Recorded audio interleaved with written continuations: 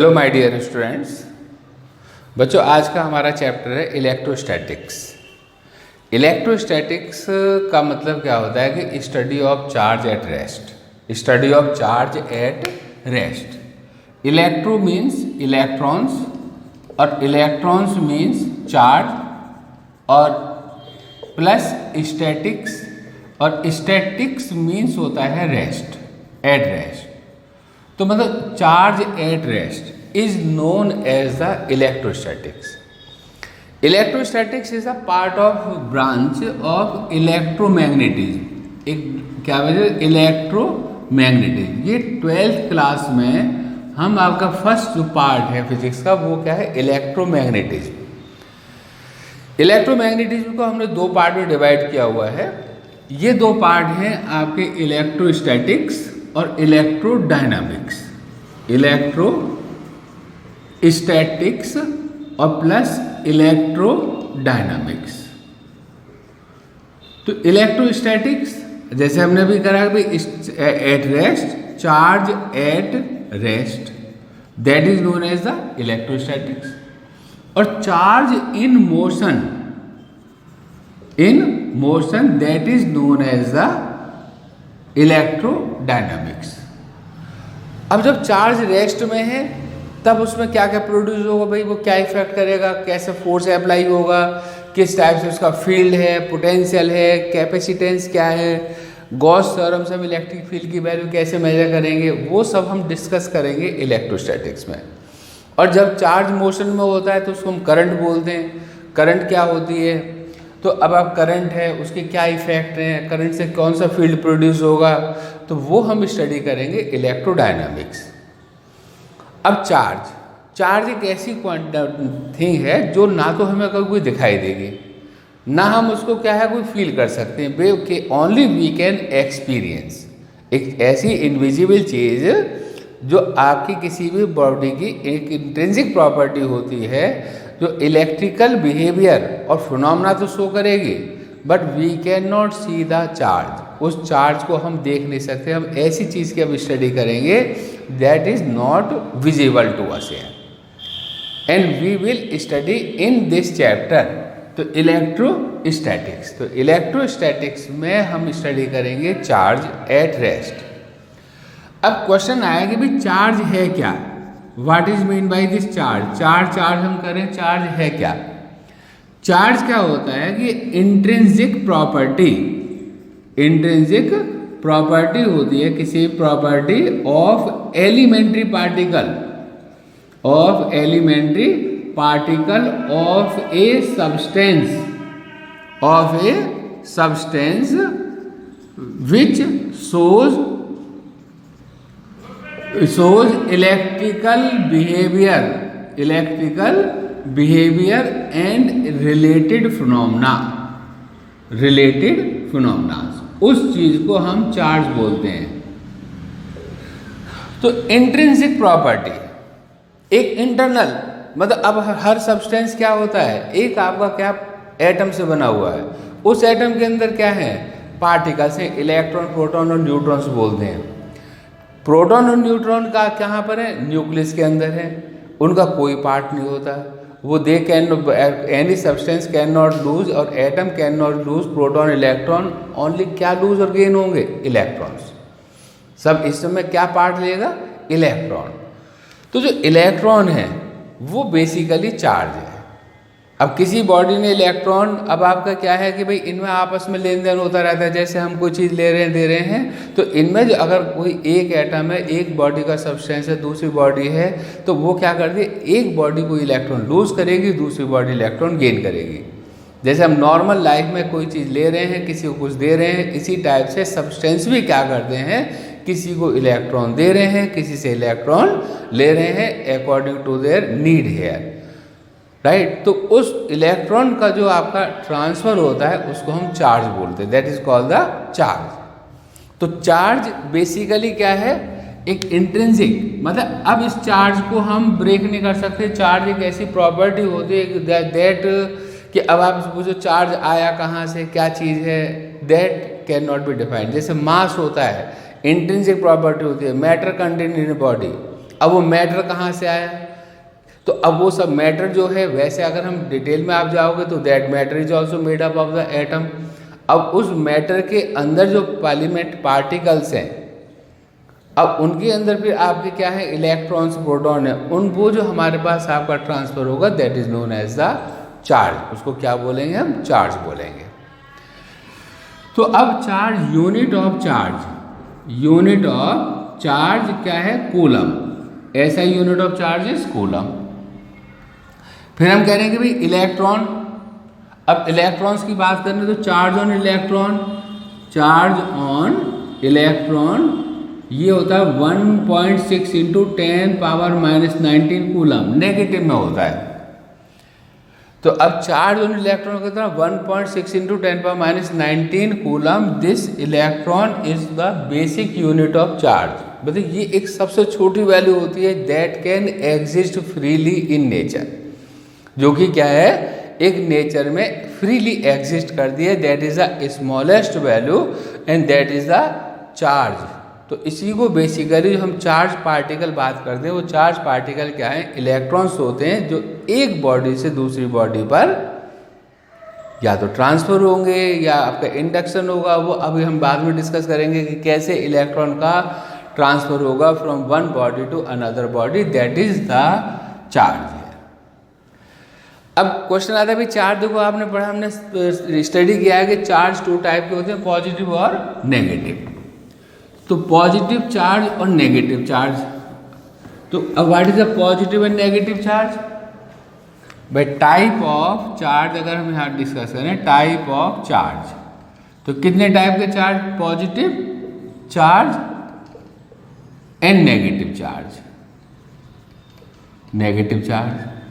तो अब positive negative, positive means क्या होता है कि अगर मान लो कोई बॉडी इलेक्ट्रॉन लूज करे तो उसमें पॉजिटिव चार्ज की वैल्यू क्या होगी? ज़्यादा हो जाएगी। पॉजिटिव चार्ज की वैल्यू ज़्यादा होगी। सपोज करो मैंने एक कोई भी ये बॉडी कंसीडर कर ली और इसके अंदर 20 प्रोटॉन और 20 इलेक्ट्रॉन्स है। अब इसने क्या करा कि भाई 2 इलेक्ट्रॉन्स लूज कर दिए। अब जो 2 इलेक्ट्रॉन लूज कर दिए तो आफ्टर लूजिंग के बाद में अब इसके पास 20 प्रोटॉन्स है और 18 इलेक्ट्रॉन है। प्रोटॉन इलेक्ट्रॉन पर दोनों पर सेम चार्ज होगा, पर अपोजिट है, प्रोटॉन पर पॉजिटिव, इलेक्ट्रॉन पर नेगेटिव। तो इस केस में अगर हम टोटल चार्ज देखें तो 20 unit positive charge, 20 unit negative charge, तो आंसर हो गया 0। और इस बॉडी पर अगर हम चार्ज देखें तो यहाँ पर 20 unit positive charge, 18 unit negative charge, तो इस पर कितना हो गया? 2 यूनिट पॉजिटिव चार्ज। तो पॉजिटिव चार्ज भी कब आया? जब बॉडी ने इलेक्ट्रॉन्स लूज करे।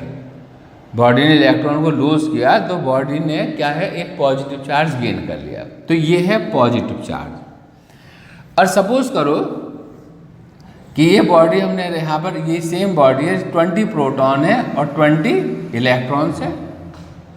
अब इस बॉडी ने 2 इलेक्ट्रॉन्स गेन करे, यहाँ पर गेन है और यहाँ क्या था? लूज हो गए। तो जब गेन होंगे तो अब ये बॉडी के अंदर क्या होगा? 20 यूनिट तो प्रोटॉन है और 22 इलेक्ट्रॉन्स हो गए। 22 क्या है? इलेक्ट्रॉन।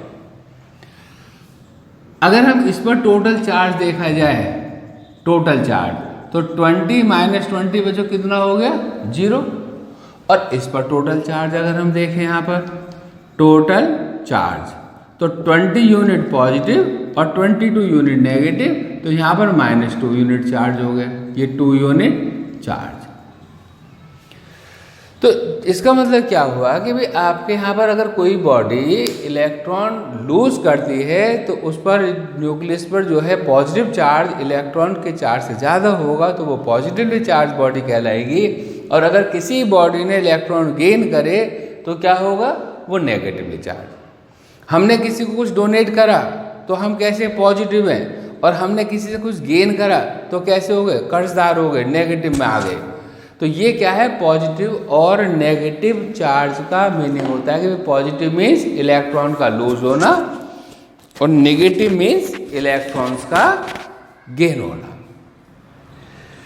क्लियर हुआ बच्चों? तो चार्ज का मतलब पॉजिटिव। अब पॉजिटिव में क्या होगा? रिपल्सन। और पॉजिटिव नेगेटिव में क्या होगा? अट्रैक्शन। क्योंकि पॉजिटिव, अब ये बॉडी मान लो दो बॉडीज हैं, एक बॉडी ये है, अब ये भी पॉजिटिवली चार्ज है, दूसरी बॉडी है पॉजिटिवली चार्ज है। अट्रैक्शन तब होगा जब कोई बॉडी किसी को कुछ देगी, किसी से किसी को कुछ लेना होगा, तो क्या है वो अट्रैक्ट करेगी। भाई हमें किसी से कुछ लेना है तो हम क्या अच्छी बात बोलेंगे, अट्रैक्ट करेंगे। और अगर हमें किसी से कुछ लेना नहीं है, मतलब नहीं है, और वो हमारे पास आता है तो हम क्या, रिपल्सन होगा। तो यहाँ पर कैसा फोर्स होगा? रिपल्सिव होगा। क्योंकि ना तो इसके पास देने के लिए, ना इसके पास कुछ देने के लिए, क्योंकि इन्होंने अपने इलेक्ट्रॉन पहले लूज कर दिए। तो यहाँ पर क्या है? रिपल्सन। तो सेम चार्ज क्या शो करते हैं? रिपल्सन। इसी टाइप से अगर मान लो ये बॉडी ए है और इस पर पॉजिटिव है, और बी है इस पर नेगेटिव है, तो अब ए की टेंडेंसी इससे इलेक्ट्रॉन लेने की होगी, गेन करेगा। जिसने अपने इलेक्ट्रॉन लूज किए that have a tendency to this gain. तो गेन करने के लिए क्या, ये फोर्स ऑफ अट्रैक्शन शो करेगा। तो ये क्या है? फोर्स कैसा होगा? अट्रैक्टिव हो जाएगा। तो अपोजिट चार्ज अट्रैक्ट और सेम चार्ज रिपेल। तो यहाँ पर रिपल्सन, यहाँ पर अट्रैक्शन हुआ। तो इस टाइप से क्या है कि भाई चार्ज जो है, अब सेम चार्ज क्या करते हैं? Like charge repel each other और unlike charge attract each other. अब क्वेश्चन आया कि भाई इसने इलेक्ट्रॉन गेन करे, इसने इलेक्ट्रॉन लूज करे, तो how this body will lose the electron, how this body will gain the electrons. तो इसके बाद तीन मेथड्स होते हैं to produce charge: friction, conduction, induction. करेंगे कौन सा method? Method of producing charge. तो कितने मेथड हैं इसके? 3 मेथड्स हैं टू प्रोड्यूस चार्ज। एक हो गया फ्रिक्शन, सेकंड हो गया कंडक्शन, और थर्ड हो गया इंडक्शन। तो फ्रिक्शन का मतलब क्या होता है? फ्रिक्शन मीन्स होता है कि अगर आप टू बॉडीज को रब करें, भाई फ्रिक्शन का मीन्स है, अब फर्स्ट हम डिस्कस करें कि when two bodies rubbed with each other. Two bodies को क्या करना है आपने? Rubbed with each other. अब जैसे गिलास है, अब गिलास को आप सिल्क के साथ रब करो, या कॉम्ब को आप ड्राई हेयर में रब करो, ड्राई हेयर, तो क्या होगा? तो जब हम कॉम्ब को ड्राई हेयर में रब करें, या गिलास को हम मान लो सिल्क के साथ रब करोगे, तो रब करने पर क्या होता है कि मान लो ये गिलास रॉड है, ये सिल्क है, मैं इसको क्या कर रहा हूँ? यहाँ पर रब कर रहा हूँ। तो रब करने पर यहाँ फ्रिक्शन हुआ। फ्रिक्शन की वजह से क्या होगा? यहाँ पर हीट जनरेट होगी। हीट जनरेट होने पर क्या होगा? अब वो हीट किसके पास जाएगी? इलेक्ट्रॉन के पास गई। इलेक्ट्रॉन की काइनेटिक एनर्जी इंक्रीज होगी, और काइनेटिक एनर्जी जब उस इलेक्ट्रॉन की बाइंडिंग एनर्जी से ज़्यादा होगी। बाइंडिंग एनर्जी का मतलब वो इलेक्ट्रॉन अपने एटम के न्यूक्लियस के साथ बाउंड है, बंधा हुआ है, कुछ उसमें एनर्जी होती है। तो जब काइनेटिक एनर्जी बाइंडिंग एनर्जी से ज़्यादा होगी, तो वो इलेक्ट्रॉन अपनी ऑर्बिट को लूज करना स्टार्ट कर देगा, छोड़ देगा अपनी ऑर्बिट। अब ऑर्बिट छोड़ करके वो क्या होगा? दूसरे सब्सटेंस की ऑर्बिट में चला जाएगा। एटम की ऑर्बिट में क्या होगा? वो चला जाएगा। तो अब एक ने इलेक्ट्रॉन को लूज कर दिया, दूसरी बॉडी ने उसी टाइम पर उस इलेक्ट्रॉन को अपने अंदर गेन कर लिया। तो एक बॉडी हो गई पॉजिटिवली चार्ज और दूसरी बॉडी हो गई नेगेटिवली चार्ज। इसको बोलते हैं हम चार्ज बाय फ्रिक्शन। मतलब अब जैसे गिलास रॉड को आपने रब करा, और गिलास के अंदर जो इलेक्ट्रॉन है वो थोड़ा लूजली बाउंड है, और सिल्क के अंदर इलेक्ट्रॉन थोड़ा टाइटली बाउंड है।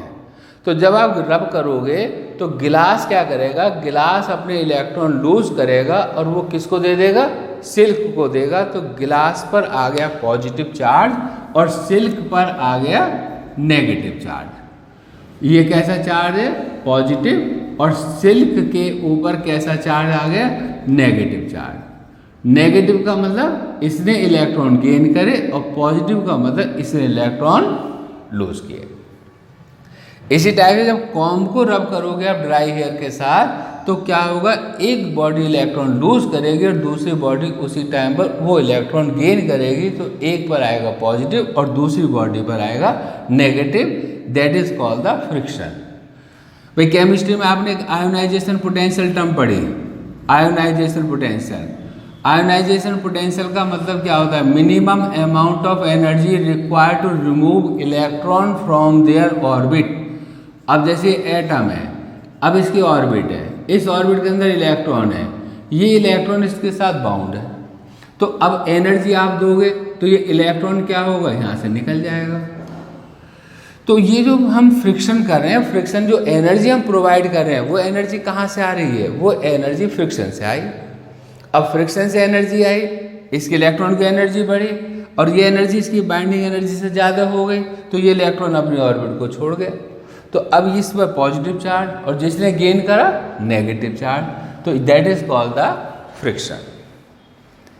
तो जो फ्रिक्शन पार्ट आपका क्लियर, फ्रिक्शनल चार्ज इलेक्ट्रिसिटी जो है अब वो क्लियर है। अब हम करेंगे सेकंड कंडक्शन। कंडक्शन जैसे नाम से मान लो, कंडक्ट करना।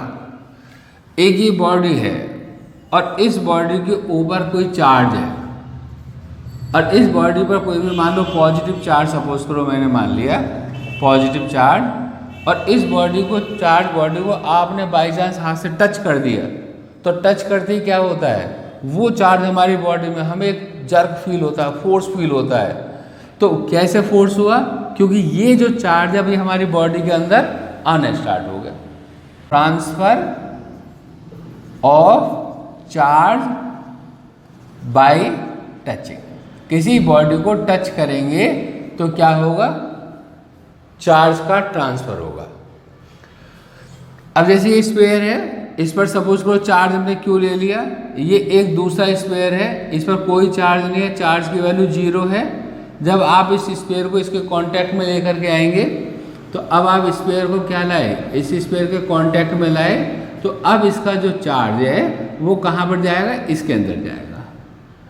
मतलब अब पॉजिटिव चार्ज तो ट्रांसफर होता नहीं है, चार्ज तो नेगेटिव भी ट्रांसफर होगा, तो ये इससे इलेक्ट्रॉन लेना स्टार्ट करेगा और इस बॉडी पर कैसा चार्ज आ जाएगा, पॉजिटिव, और यहाँ भी कैसा चार्ज है, पॉजिटिव। इसका कुछ जो चार्ज है वो न्यूट्रलाइज हो गया और ये पॉजिटिव हो गए। अगर ये दोनों आइडेंटिकल हैं, दोनों की रेडियस सेम है, साइज सेम है, तो दोनों पर चार्ज की वैल्यू Q/2 इस पर और Q/2 इस पर हो गई, that is known as the conduction बोलते हैं। टच करके कोई भी अगर अनचार्ज स्फीयर है, एक रॉड आपने ली और इस रॉड के ऊपर इलेक्ट्रॉन्स हैं, यहाँ पर इलेक्ट्रॉन है। अब जब इलेक्ट्रॉन है और ये रॉड इंसुलेटेड स्टैंड पर रखी है, और जब आप इसको टच करोगे, टच करने पर क्या होगा, इसके इलेक्ट्रॉन इस बॉडी के ऊपर ट्रांसफर होना स्टार्ट हो जाएंगे। और ये भी स्फीयर कैसा होगा, नेगेटिवली चार्ज, और ये नेगेटिव है।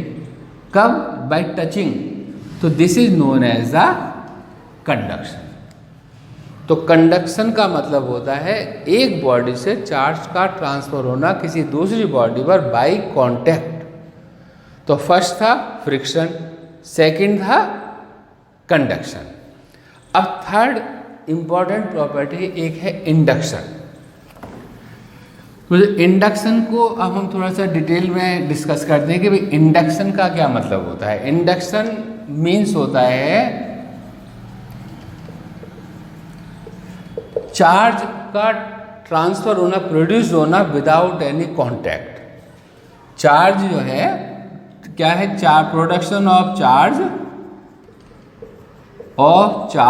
Without contact. ना तो हम इसको रब करेंगे, ना हम इसको टच करेंगे, तो और फिर भी बॉडी के ऊपर चार्ज प्रोड्यूस करेंगे, तो उसको क्या बोलेंगे, इंडक्शन बोलेंगे। अब ये कैसे पॉसिबल होगा, एक स्फीयर लिया, इस स्फीयर को मैंने एक इंसुलेटेड स्टैंड के ऊपर रख दिया। अब आपने क्या करा, एक कोई रॉड लेकर के आए और ये सपोज करो नेगेटिवली चार्ज रॉड है।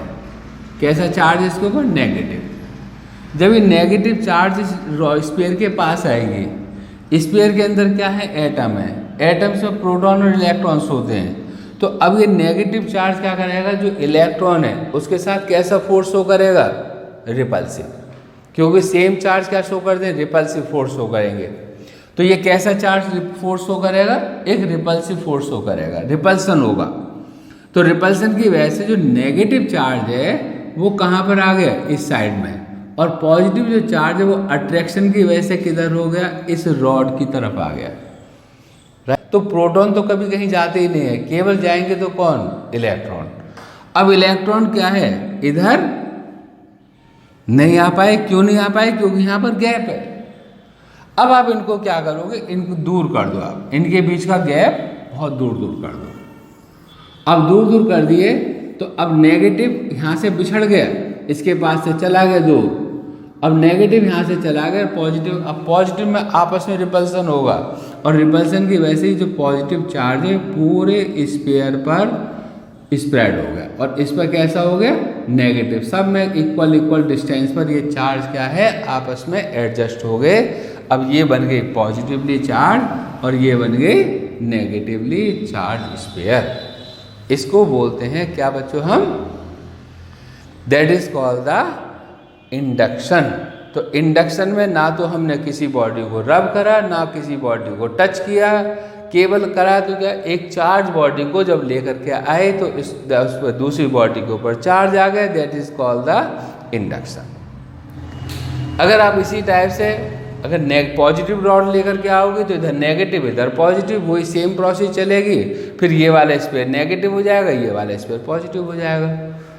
दोनों पे इक्वल चार्ज होकर आइडेंटिकल है तो इक्वल चार्ज होता है, और इस प्रोसेस को इंडक्शन प्रोसेस बोलते हैं। Basic properties of charge. If one body lose the electron, then other body at the same time will gain the electron. तो फर्स्ट प्रॉपर्टी क्या आती है, conservation of charge. Conservation of charge, conservation of charge का मतलब क्या होता है कि चार्ज ना तो हम प्रोड्यूस कर सकते हैं, ना ही हम उसको लॉस कर सकते हैं। चार्ज क्या रहता है, रिमेन्स कंजर्व। चार्ज केवल एक बॉडी से दूसरी बॉडी पर ट्रांसफर होगा। तो एक बॉडी इलेक्ट्रॉन लूज करेगी तो उसी टाइम पर दूसरी बॉडी इलेक्ट्रॉन गेन करेगी, that is the conservation of charge, but sum of the total charge remains conserve. Suppose करो भाई, अगर हम दो आइसोलेटेड सिस्टम कंसिडर करते हैं। अब आइसोलेटेड सिस्टम है, अब जैसे ये स्पेयर लिया हमने, एक ये स्पेयर लिया, और इस स्पेयर पर चार्ज सपोज करो कितना 5 कूलम है, और इस स्पेयर पर चार्ज मान लो -2 कूलम है। अब इनको आप रब करें या इंडक्शन जैसे भी है, अगर मान लो हमने इसको भाई फ्रिक्शन की वजह से क्या हुआ कि आफ्टर सम टाइम अब इस बॉडी ने, जो ये स्पेयर है, एक बॉडी ने इलेक्ट्रॉन सपोज करो इस ये दोनों स्पेयर बना दिया हमने, और इस स्पेयर पर जो चार्ज है वो कितना हो गया 4 माइक्रोकूलम, 4 कूलम हो गया। तो अब इस बॉड बी पर दूसरे स्पेयर पर क्या चार्ज होगा, ये अब हमें फाइंड आउट करना है। तो कंजर्वेशन ऑफ चार्ज का मतलब क्या है कि यहाँ पर जो टोटल चार्ज है, अभी आइसोलेटेड सिस्टम है, आइसोलेटेड का मतलब ये आपस में ही इनका चार्ज का ट्रांसफर गेन कर रही है बॉडी। तो अब इसीलिए आइसोलेटेड सिस्टम, जैसे स्पेयर को हमने इंसुलेटेड स्टैंड के ऊपर रख दिया, अब वो आइसोलेट हो गया। अगर हमने उसको टच ग्राउंड के साथ कर दिया, हमने टच कर लिया, फिर वो आइसोलेटेड सिस्टम में काउंट नहीं होगा। तो अब यहाँ पर जो टोटल चार्ज की वैल्यू क्या होगी 5 - 2, तो ये कितना 3 कूलम, और यहाँ टोटल चार्ज क्या होगा, टोटल चार्ज की वैल्यू हो गई 4 + Q, तो ये 4 + Q। कंजर्वेशन का मतलब होता है कि 3 जो कूलम है वो किसके इक्वल होगा 4 + Q, तो Q की वैल्यू क्या होगी -1। तो अब इस बॉडी पर जो चार्ज है वो कितना है -1 कूलम होगा चार्ज। तो ये कंजर्वेशन ऑफ चार्ज कहलाया। दूसरा पॉइंट है एडिटिविटी। सेकेंड प्रॉपर्टी क्या है इसकी, एडिटिविटी। अब एडिटिविटी का क्या मतलब होता है, सेकेंड एडिटिविटी। एडिटिविटी जो वर्ड है वो किससे बना, एडिशन। एडिशन हम जानते हैं, एडिशन क्या होता है कि किसी भी बॉडी पर जो टोटल चार्ज होगा वो algebraic sum of the charge gain और लूज बाय द बॉडी। भाई आपका क्या है जो एलजेब्राइक सम, तो इनमें चार्ज क्या होता है, टोटल चार्ज इज द एलजेब्राइक सम, एलजेब्राइक सम। अब ये सपोज को मैंने एक बॉडी है, इस पार्ट पर चार्ज इसने सपोज को Q1 चार्ज है, यहाँ पर इस पर Q2 चार्ज है, यहाँ इस पर Q3 चार्ज है। अब ये आपकी क्या है, तो टोटल चार्ज क्या होगा, टोटल चार्ज किसके इक्वल हो गया, Q equal to Q1 plus Q2 plus Q3। तो कोई बॉडी कितने चार्ज गेन करेगी, कितना लूज करेगी, उन सबको आप ऐड कर दो, that is known as a addition. जैसे अभी कंजर्वेशन में हमने एग्जांपल लिया था, वो क्या एडिशन ऑफ चार्ज कहलाया। अब सपोज करो यहाँ पर एक बॉडी, अगर मान लो एक बॉडी ने क्या है, कितने चार्ज लूज किया, charge lose by the body, by a isolated body, जो है कोई सिस्टम ले लें तो उसने कितना चार्ज लूज किया, 10 कूलम एक बार करा, 5 कूलम एक बार करा, 4 कूलम एक बार कर दिया, और उसने गेन कितना करा, मान लो 6 कूलम चार्ज गेन कर लिया। तो गेन पर नेगेटिव और लूज पर पॉजिटिव। तो अब इस पर टोटल चार्ज क्या करोगे आप, टोटल चार्ज कितना हो जाए, 10 प्लस 5 प्लस 4 माइनस 6, तो कितना 15, 19, और ये कितना आ गया भाई, 19 माइनस 6 13, कितना चार्ज हो गया इसके ऊपर, 13 कूलम चार्ज है। तो this is called the addition, मतलब एलजेब्राइक एडिशन। बस डायरेक्ट आपको सिंपली ऐड करना है, उसको एलजेब्राइक एडिशन बोलेंगे, एडिटिविटी प्रॉपर्टी के। Third and important property is the quantisation. Important property क्या है, क्वांटाइजेशन। तो जो क्वांटाइजेशन का क्या मीनिंग होता है, मतलब what is mean by this quantization, ये मैं यहाँ पर आपको बताता हूँ। क्वांटाइजेशन का मतलब होता है कि एक smallest value of charge that exist freely in nature. क्या होती है, स्मॉलेस्ट वैल्यू, किसी भी चीज़ की स्मॉलेस्ट वैल्यू जिसको हम फर्दर ब्रेक ना कर पाएँ, अब तो उसको क्या बोलेंगे, that is known as the quantisation, उसको क्वांटाइजेशन। ऐसे हमारे क्वांटाइजेशन का मतलब होता है smallest value of charge that exist freely is known as the quantisation. तो अब जो इलेक्ट्रॉन पर चार्ज है, charge on electron, charge on electron, ये क्या है, this is the smallest value of charge. ये 1.6 × 10⁻⁻19 coulomb, this is the smallest value जो नेचर के अंदर एग्जिस्ट होती है। और कोई भी बॉडी 1 इलेक्ट्रॉन, 2 इलेक्ट्रॉन, 10 इलेक्ट्रॉन तो लूज करेगी या गेन करेगी। आधा इलेक्ट्रॉन व 3/2 इलेक्ट्रॉन आपका ना तो लूज होगा ना ही गेन होगा। तो ये क्या है, जो चार्ज होता है किसी बॉडी पर, वो integral multiple of charge, integral multiple of, तो n हमारे पास यहाँ पर क्या है, इंटीजर नंबर, इंटीजर नंबर। और इंटीजर नंबर की वैल्यू बचो +-1, +-2, +-3, +-4। प्लस रिप्रेजेंट करेगा कि इस बॉडी ने ये इतना 1 इलेक्ट्रॉन, 2 इलेक्ट्रॉन, 3 इलेक्ट्रॉन लूज करे। माइनस रिप्रेजेंट करेगा बॉडी ने 1 electron, 2 electron, 3 electron, 4 electron gain करे। That is the quantization of charge. और E अभी हमने डिस्कस किया चार्ज ऑन इलेक्ट्रॉन, और इसको हम बोलते हैं basic unit of charge, basic value of charge. तो चार्ज की ये सबसे छोटी वैल्यू है जिसका ट्रांसफ़र होगा या नहीं होगा।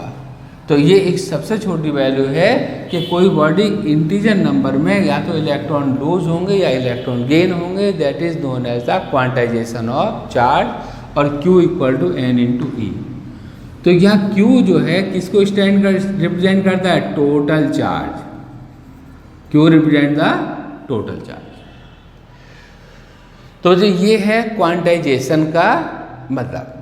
अब क्वांटाइजेशन जो प्रॉपर्टी है वो केवल माइक्रोस्कोपिक फिजिक्स के अंदर एप्लीकेबल है, माइक्रोस्कोपिक, क्योंकि इलेक्ट्रॉन का जो साइज है, चार्ज है, वो बहुत ही ज़्यादा स्मॉल है। अगर मैक्रोस्कोपिक लेवल पर देखें तो मैक्रोस्कोपिक लेवल पर अगर मान लो ये जो है मैक्रोस्कोपिक का मतलब ये पेन आपको दिखाई दे रहा है, माइक्रोस्कोपिक का मतलब इलेक्ट्रॉन जो है वो आपको दिखाई नहीं दे रहे और उसकी हम स्टडी कर रहे हैं। तो मैक्रोस्कोपिक में हमें कोई चीज़ दिखाई दे रही है। अब जैसे वाटर है, वाटर अगर आप किसी फ्लोर पर वाटर पड़ा हुआ है तो उसकी एक लेयर हमें दिखाई देती है, वो मैक्रोस्कोपिक है। अगर हम वाटर के मॉलिक्यूल को देखना चाहें तो वो वाटर के मॉलिक्यूल हमें दिखाई नहीं देंगे, वो मैक्रोस्कोपिक है। तो माइक्रोस्कोपिक है। तो क्या होता है, एक होती है स्टडी माइक्रोस्कोपिक और एक होती है मैक्रोस्कोपिक। तो जो मैक्रोस्कोपिक में ये क्वांटाइजेशन थ्योरी फेल हो जाती है। तो क्वांटाइजेशन जो है क्या है, क्वांटाइजेशन फेल इन मैक्रोस्कोपिक। अब क्या रीजन हुआ भाई फेल होने का? तो अब मैंने कहा कि यहाँ पे जो चार्ज है, एक वैल्यू ऑफ चार्ज बहुत स्मॉल है, साइज बहुत स्मॉल है। अगर मैं ये मानूँ कि भाई एन की वैल्यू निकालें, N in 1 coulomb of charge, तो एन की वैल्यू क्या होगी, क्यू अपॉन में ई फॉर्मूला होता है, क्यू 1 है और ये 1.6 इंटू 10 पावर -19। तो इसको जब सॉल्व करोगे तो ये वैल्यू 6.25 इंटू 10 पावर 18 आएगी। तो एक कूलम के अंदर कितने इलेक्ट्रॉन प्रेजेंट है? 6.25 इंटू 10 पावर 18 इलेक्ट्रॉन प्रेजेंट हैं। और ये वैल्यू कैसी है, बहुत बड़ी लार्ज वैल्यू है। और चार्ज का साइज कैसा, बहुत नेग्लिजिबल है, स्मॉल है, that can not be visible. तो अगर हम किसी बॉडी को 1 कूलम चार्ज देंगे और मैक्रोस्कोपिक स्टडी करेंगे तो वो चार्ज उस बॉडी के ऊपर पूरे पर यूनिफॉर्मली डिस्ट्रीब्यूट फैल जाएगा। जैसे वाटर की लेयर होती है ऐसे ही चार्ज की लेयर बन जाएगी यहाँ पर एक चारों तरफ, और वो लेयर इतनी आपकी लेयर होगी तो अब उसमें हम इलेक्ट्रॉन को स्टडी नहीं कर पाएंगे। हमें लगेगा ये सब क्या कंटिन्यूस डिस्ट्रीब्यूशन है। कैसा कंटिन्यूस डिस्ट्रीब्यूशन? तो पूरी बॉडी पर हमें वो चार्ज दिखाई देगा और that can not be observe एक सिंगल वैल्यू ऑफ चार्ज। कहाँ तो हम एक इलेक्ट्रॉन की बात कर रहे थे, अब ये हमें एक ही बॉडी नज़र आएगी, ठीक है। तो मतलब एक लेयर के फॉर्म में दिखाई देगा। तो वहाँ आकर के क्वांटाइजेशन क्या होता है, फेल हो जाता है इन मैक्रोस्कोपिक। तो in macroscopic this quantization theory will fail. अब एक कूलम में कितने इलेक्ट्रॉन है, इतने इलेक्ट्रॉन है। अब ये जो वैल्यू है कितनी बड़ी वैल्यू है, इसका एक एग्जांपल हम डिस्कस करते हैं यहाँ पर। मान लो मैंने ये कहा कि भाई एक बॉडी, एक एग्जांपल हम डिस्कस करेंगे कि भाई 1 कूलम चार्ज में जो नंबर ऑफ पार्टिकल है वो कितनी बड़ी वैल्यू है। तो सपोज करो कि a body lose 10 power 9 electron पर सेकेंड। एक सेकंड में कितने इलेक्ट्रॉन लूज कर रहे हैं, 10 पावर 9। Then calculate time. अब हमें क्या करना है, फाइंड करना है time to lose 1 coulomb of charge. 1 coulomb of charge, एक कूलम चार्ज लूज होने में उसको कितना टाइम लगेगा, ये अब हमें फाइंड आउट करना है। तो पहले हम ऐसा ही इसमें भाई 10 की पावर 9 इलेक्ट्रॉन है, इसमें कितना चार्ज होगा वो फाइंड कर लिया जाए। क्यू का फॉर्मूला क्या पढ़ा आपने, n इंटू ई। एन की वैल्यू क्या है, 10 की पावर 9। ई की वैल्यू क्या है, 1.6 इंटू 10 पावर -19। सॉल्व करोगे कितना आ गया, 10 आ गया। इतना कूलम चार्ज आया। तो मतलब इतना कूलम चार्ज कितने टाइम में लूज हो रहा है, 1 सेकेंड में। तो 1.6 into 10 power -10 coulomb charge lose by a body कितने टाइम में, इन 1 सेकेंड के अंदर। तो 1 coulomb charge, 1 coulomb charge lose by a body कितने टाइम में, 1/1.6 इंटू 10 पावर -10। अब इस 10 की पावर 10 को आप ऊपर ले आओ तो 10 की पावर 10 हो गया, -10 को ऊपर ले आए तो ये हो गया बच्चों 10 अपॉन में 1.6 इंटू 10⁻9। जब आप इसको सॉल्व करोगे तो ये 6.25 इंटू 10⁻9 सेकेंड। अब आप इस सेकेंड को ईयर में कन्वर्ट कर लो तो 6.25 इंटू 10⁻9 अपॉन 3.154 इंटू 10⁻7, क्योंकि ये 1 ईयर के अंदर इतने सेकंड होते हैं तो 1 सेकंड में इसका रेसिप्रोकल करा और जब आपने इसको सॉल्व करा तो 198 ईयर लगे। कितना? 198 ईयर, लगभग 200 साल लगेंगे एक कूलम चार्ज बॉडी को गेन करने में या किसी बॉडी को लूज करने में, अगर वो 10⁹ इलेक्ट्रॉन पर सेकंड के हिसाब से चार्ज को लूज करता है। अगर कोई बॉडी या इतना चार्ज गेन करे या लूज करे तो कितनी बड़ी वैल्यू है, एक बहुत बड़ी वैल्यू 10⁹। अगर आप 10⁹ अगर आप इतना मान लो, सपोज करो कोई पर्सन लूज करता है, रुपए हैं उसके पास, खर्चा करता है और उसके पास 6.25 10⁻18 रुपीज़ हैं, तो उसको लगभग 200 साल लगेंगे उतना पैसा खर्च करने में। तो बॉडी को कितना टाइम लगेगा? 200 ईयर लगेंगे कितना चार्ज गेन करने में और लूज करने में? 1 कूलम चार्ज। तो 1 coulomb charge is a very big value. तो बेटे अगर टोटल चार्ज है वो क्यों होता है? N charge on electron, number of charge particle लेते हैं, और ई चार्ज ऑन 1 इलेक्ट्रॉन, और 1 electron is the basic unit of charge that exist freely. तो बच्चों ये था इंट्रोडक्शन। नेक्स्ट वीडियो में हम डिस्कस करेंगे फोर्स के बारे में, फोर्स बिटवीन चार्ज पार्टिकल।